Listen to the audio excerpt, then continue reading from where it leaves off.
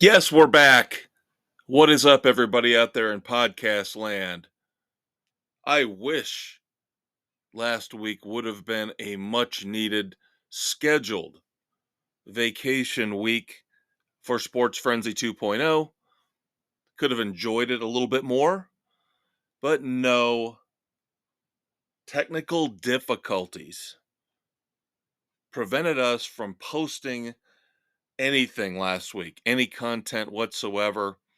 The conquistador Dave Height and I, the maestro Kevin Crane, we tried usual taping schedule last week here in the Sports Frenzy studios, recorded a couple awesome segments for you guys, and technology is great until it isn't, in the immortal words of the conquistador.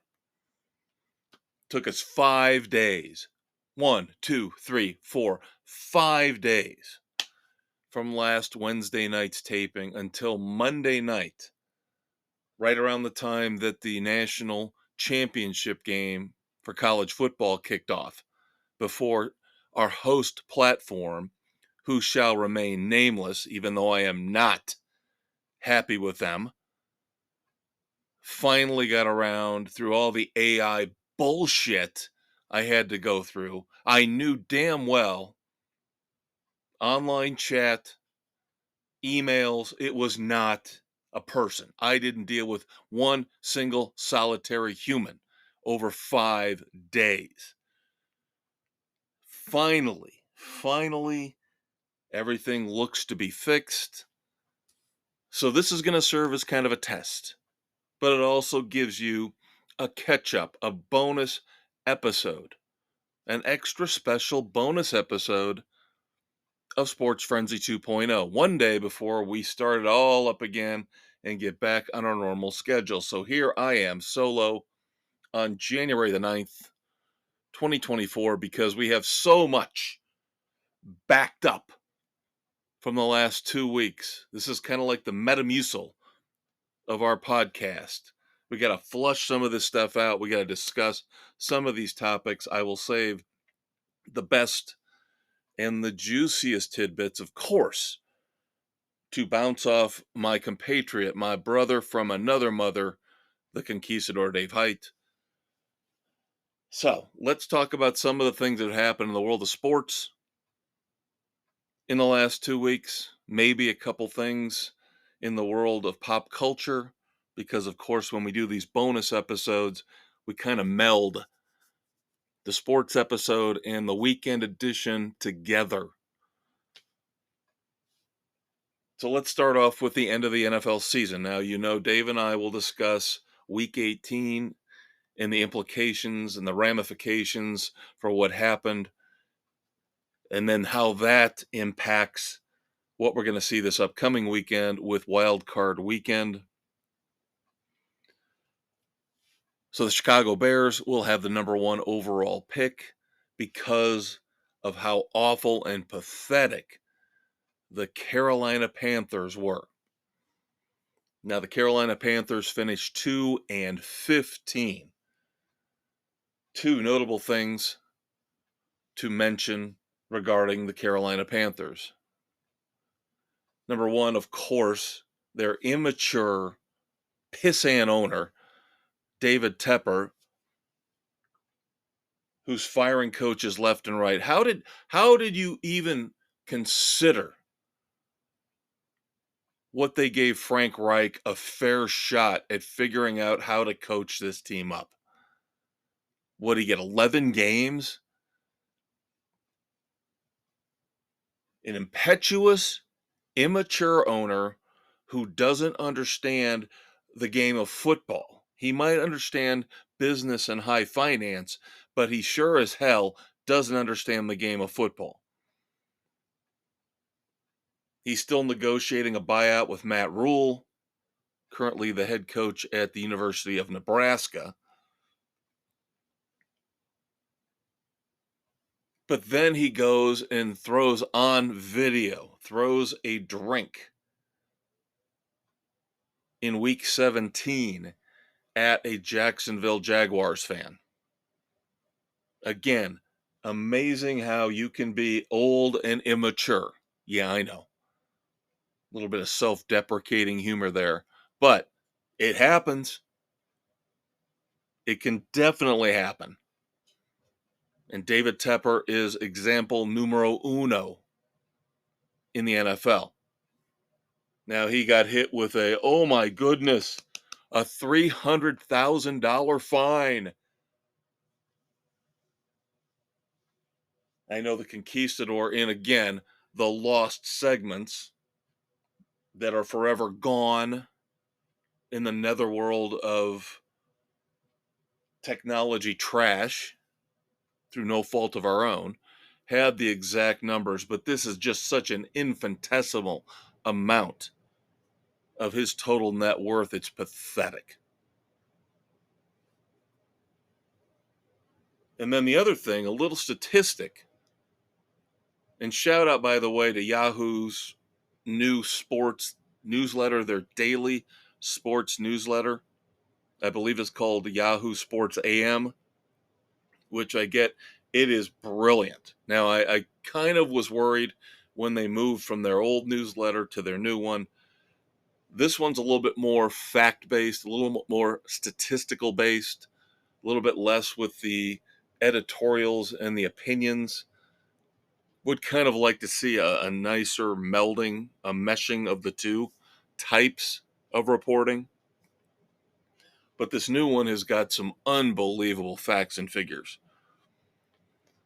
And one of them that I happen to pilfer, and again, I'm giving them all the credit in the world, is that the Carolina Panthers did not run an offensive play leading in the fourth quarter at all this season. You ask, and I had the same question. You ask, how is that possible? They did win 2 games.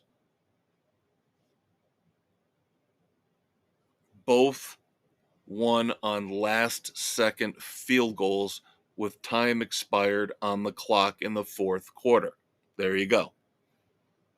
Now, I don't agree with the people who are reporting this as they never had a lead in the fourth quarter. That's not true. I'm sorry. To me, you've got a lead if you won the game.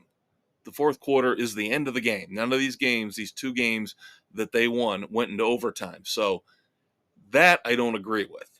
But if you qualify it as they never ran an offensive play with the lead in any game this year, that's true. That is factually accurate.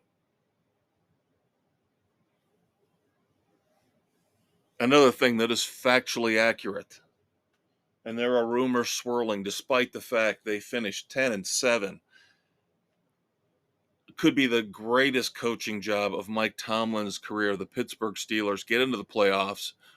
Now they have the unenviable task of going up to Buffalo to play the Bills.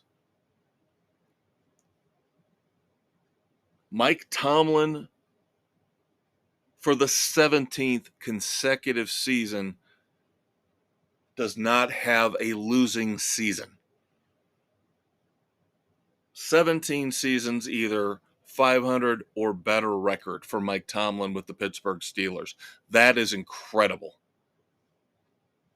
Given a lot of these teams, especially this year, that he's been handed. Because the Steelers right now do not have the answer at quarterback. They've gone through Kenny Pickett, they've gone through Mitch Trubisky, and now they are pinning their hopes on Mason Rudolph. And I'm kind of happy for Mason Rudolph that he's getting this second or third lease on life in the NFL. But I don't think things are going to turn out very well for the Steelers in Orchard Park.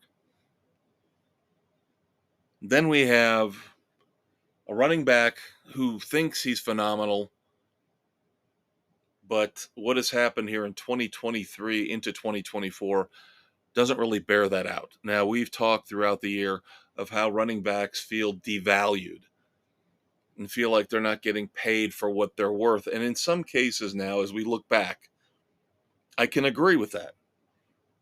In a few cases, you could look at Saquon Barkley with the Giants. You can look at Derrick Henry with the Titans, and we'll talk more about some of these running backs in the regular edition that'll hit Thursday morning. Christian McCaffrey does get paid what he deserves. But there have been a lot of great performances by some of these running backs that would lead you to think that, yes, maybe we have undervalued them slightly. But one of the running backs who still should be viable and still should be good, who is not, is Dalvin Cook. Dalvin Cook was released by the Jets so he could sign up with a contender. So he signs up with probably the best contender he could, the Baltimore Ravens, but still not making any sort of impact whatsoever. We know with the Ravens, you want to talk about running back by committee. You don't know from one play to the next who's going to get the ball out of that backfield. So we'll see what happens. They've got a bye week, of course. When they come back for the divisional round, we will see if Dalvin Cook makes any impact for the Baltimore Ravens. All right, moving on to the NBA. The New York Knicks starting to play a lot better basketball here over the last couple weeks, and a big reason why could be they acquire OG Anunoby from the Toronto Raptors for RJ Barrett and Emmanuel Quickly. Now, on the surface, to me, and you guys know I listen to a lot of New York sports radio. I listen to a lot of WFAN. So I'd like to think I know a little bit more than the normal Midwestern person does about New York sports. I think they just got tired of waiting for RJ Barrett to blossom, to become the star that warrants where he was picked in the draft years ago. Now, Emmanuel Quickly probably hurt a little bit.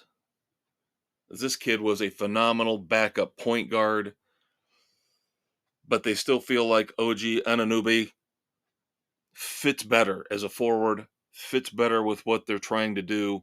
They're still one big piece away with the Knicks, but so far, the way they're playing, this is looking like a brilliant move. And then, of course, we have the Detroit Pistons.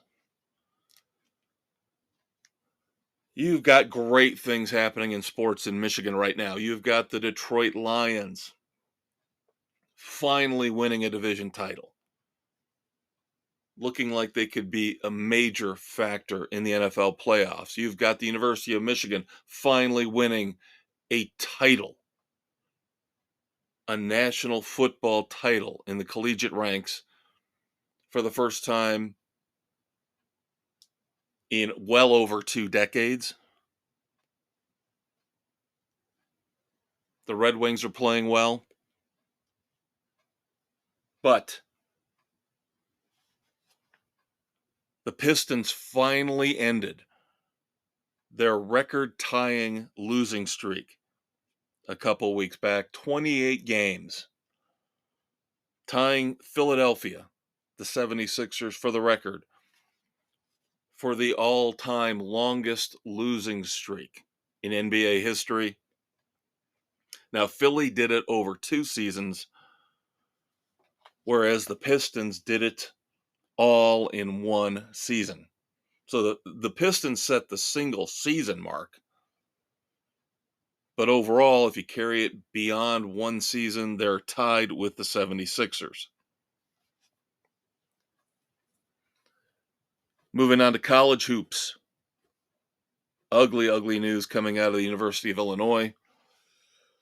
Their star player, Terrence Shannon Jr., charged with rape in Kansas. Obviously, a trip where they went out to Lawrence to play the Jayhawks. I'll leave it to you if you want the nasty details on this. But of course, in this world, in this day and age that we live in, there's got to be maneuverings, legal, you know, even political. You want to imply racism, you want to imply this, you want to imply that. Well, Illinois tried to do the right thing, the University of Illinois, by suspending Terrence Shannon Jr. from the team. Oh, but of course, the lawyers for Terrence Shannon Jr. will have none of that. So now news has come out where they have filed a restraining order against the university demanding that they reinstate Terrence Shannon Jr. immediately back on the basketball team. And once again, nobody cares about the victim. Once again, nobody cares about the victim. Speaking of the victim, must be great to live in South Africa because you can kill somebody and you can get out of jail in right around a decade. Oscar Pistorius, of course, legendary Paralympian, also well known for killing his girlfriend, was released from prison, serving, I believe, just under a decade for the murder. Now, I know there are a lot of qualifications, there are a lot of restrictions on his quote unquote freedom, but still, you wonder why I'm so cynical about celebrities and people in the news getting away with literally murder. And this is another example of why.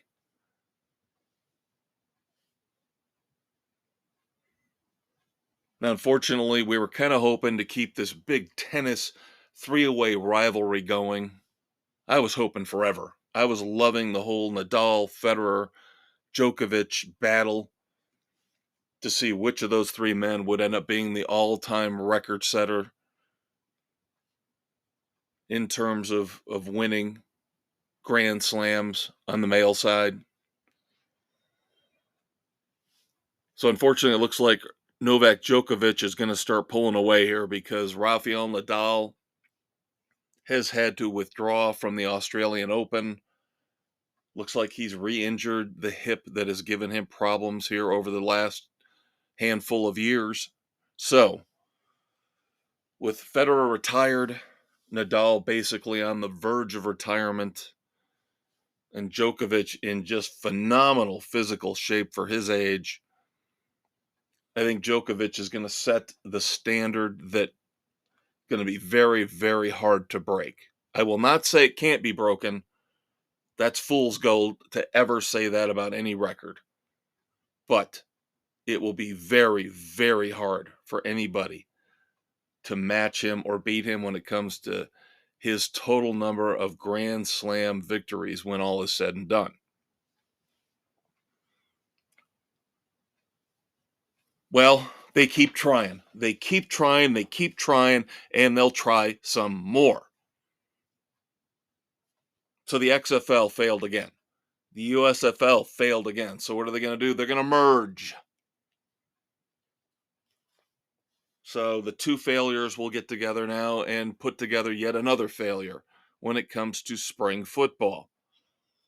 The United Football League is a merger of the XFL and the USFL, and they will start playing March the 30th of 2024. And the two champions, fittingly, the XFL champion and the USFL champion, will be going head to head in the season opener, Arlington versus Birmingham. There are 8 teams in this newly reconfigured, merged league. Interestingly enough, no teams from New York, no teams from the West Coast, 3 teams from Texas. Texas and Florida football is king, I'm telling you. Now, I don't know for sure, but I don't think there's any teams in Florida in this UFL either.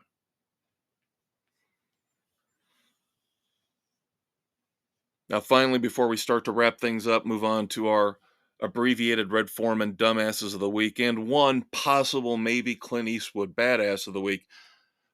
This guy could qualify as a badass of the week. Now, Georgia destroyed Florida State 63-3 in their bowl game. They had one of the big New Year's Day Six Bowls, but we knew with all the injuries with Florida State, it probably wasn't going to turn out very well, and it didn't. Now it wasn't only the injuries though. They had guys sitting out, they had guys enter the transfer portal. It was the largest bowl game blowout ever. Again, 63-3. Now, the Seminoles were down a total between all of those factors, injuries, transfer portal, opting out for the draft. They were down 29 scholarship players. And Kirby Smart, the head coach of Georgia, says, we have got to fix this. There is something wrong here. We're going to destroy the bowls. We're going to destroy the integrity of the game. This wasn't a fair fight. He acknowledges it. And of course, Florida State whined and cried and bitched and pissed and moaned about not getting anointed into the Final Four. Well, I got news for you. If anybody's going to complain about it, it should be Georgia, not Florida State. Because Georgia looked a hell of a lot more like they deserved to be in the Final Four than Florida State did.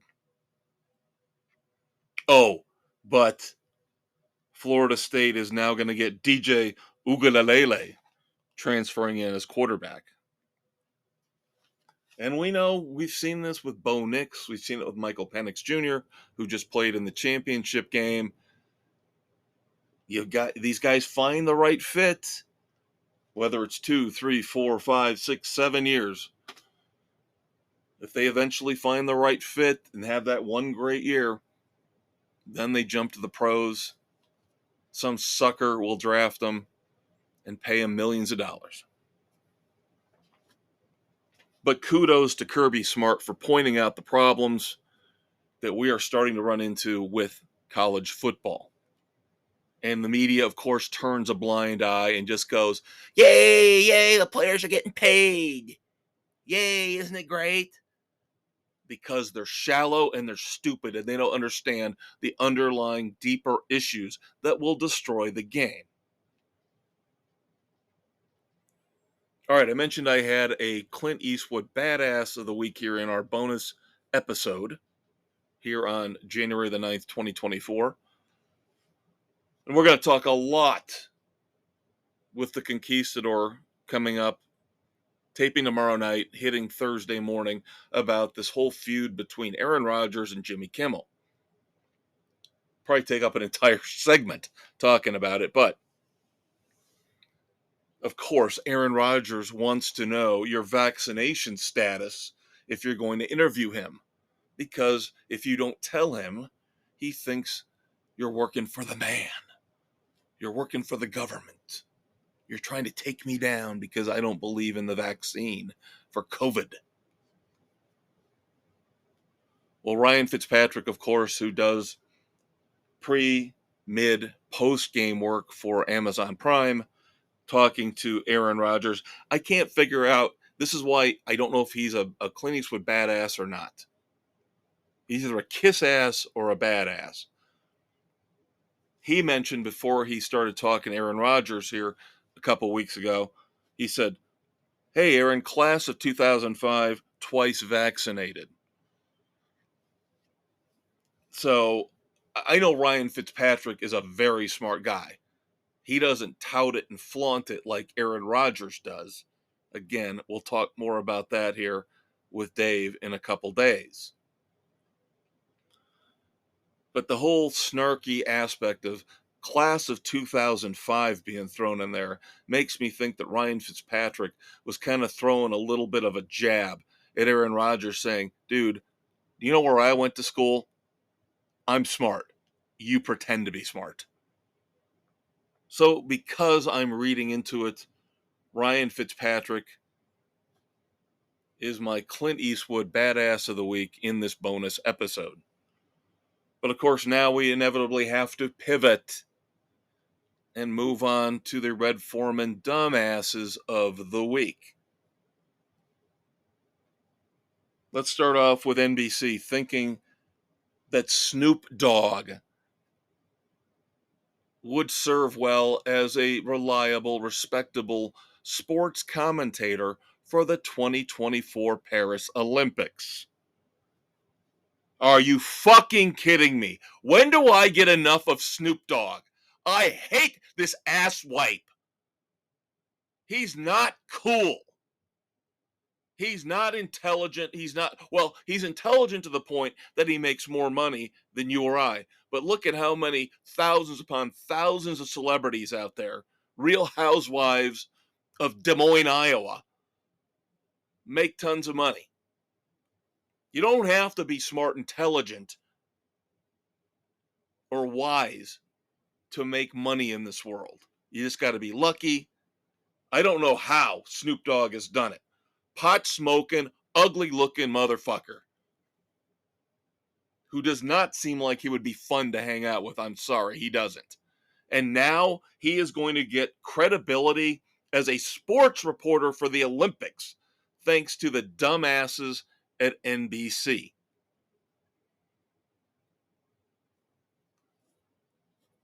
Then you have NBA officials who needed 12 minutes to sort out an issue with the OKC Thunder. 12 minutes because they happen to have two players with similar names. Different numbers on their jerseys, obviously.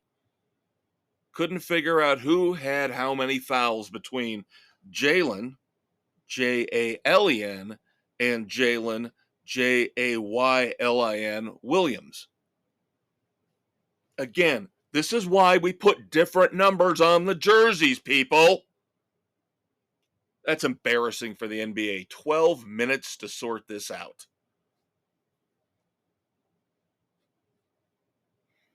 Then, of course, we have the NFL.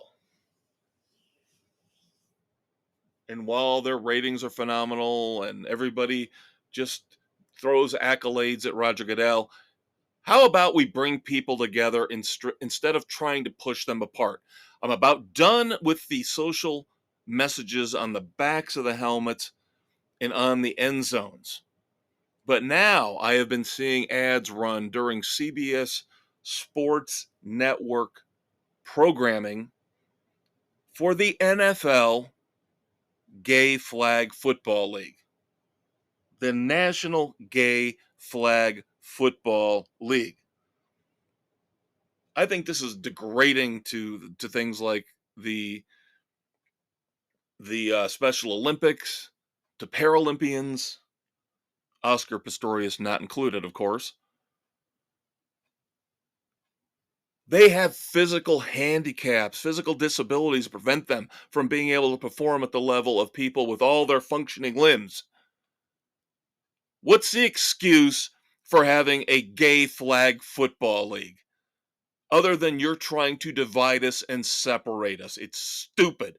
It's asinine. It is dumbass. Then finally, I'll sneak in a little bit for the weekend edition. What is wrong with this guy? This guy, Craig Sweeney, who writes stories and dramas for CBS. He's the guy behind Elementary, if you remember that, when they had Lucy Liu playing Watson. Now we're going to get another version of Watson starring Morris Chestnut, yes, an African American man, in a medical drama based on John Watson. This asshat doesn't deserve to write on a cocktail napkin, a drink order, let alone a TV show. Don't forget to check us out. We're back. I'm the Maestro. Take care, kids.